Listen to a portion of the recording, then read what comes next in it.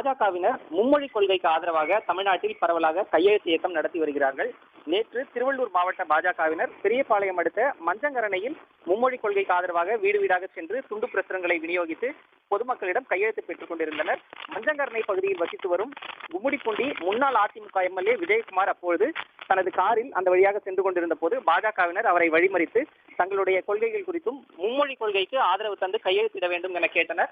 அப்பொழுது முன்னாள் எம்எல்ஏவான அதிமுகவை சேர்ந்த ஒன்றிய செயலாளராக இருந்து கொண்டிருக்கக்கூடிய எல்லாபுரம் ஒன்றிய செயலாளரும் முன்னாள் அதிமுக எம்எல்ஏவுமான விஜயகுமார் பாஜகவினருக்கு கையெழுத்திட்டு உடனே பத்திரிகையாளர்கள் புகைப்படம் எடுப்பதையும் வீடியோ எடுப்பதையும் கண்டு சுதாரித்து தான் மனதளவில் உங்களுக்கு ஆதரவு அளிப்பதாக கூறி காரில் ஏறி புறப்பட்டு சென்றார்.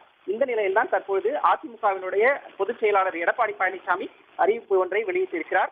கழகத்தின் கொள்கை குறிக்கோள்களுக்கும் கோட்பாடுகளுக்கும் முரணான வகையில் செயல்பட்டதாலும் கழகத்தின் சட்ட திட்டங்களுக்கு மாறுபட்டு கழகத்தின் ஒழுங்குமுறை குலையும் வகையில் நடந்து கொண்டதாலும் கழகத்தின் கண்ணியத்திற்கு மாசு ஏற்படும் வகையில் கழக கட்டுப்பாட்டை மீறி கழகத்திற்கு களங்கமும் அவப்பெயரும் உண்டாக்கும் விதத்தில் செயல்பட்ட காரணத்தினால் திருவள்ளூர் வடக்கு மாவட்டத்தைச் சேர்ந்த KS விஜயகுமார் முன்னாள் எம்எல்ஏ மாவட்ட புரட்சி தலைவி பேரவை செயலாளர் எல்லாபுரம் வடக்கு ஒன்றிய கழக செயலாளரை இன்று முதல் கழகத்தின் அடிப்படை உறுப்பினர் பொறுப்பு உட்பட அனைத்து பொறுப்புகளில் இருந்தும் நீக்கி வைக்கப்படுவதாக எடப்பாடி பழனிசாமி தற்போது அறிவிப்பு ஒன்றை வெளியிட்டுள்ளார். தமிழ்குமரன்.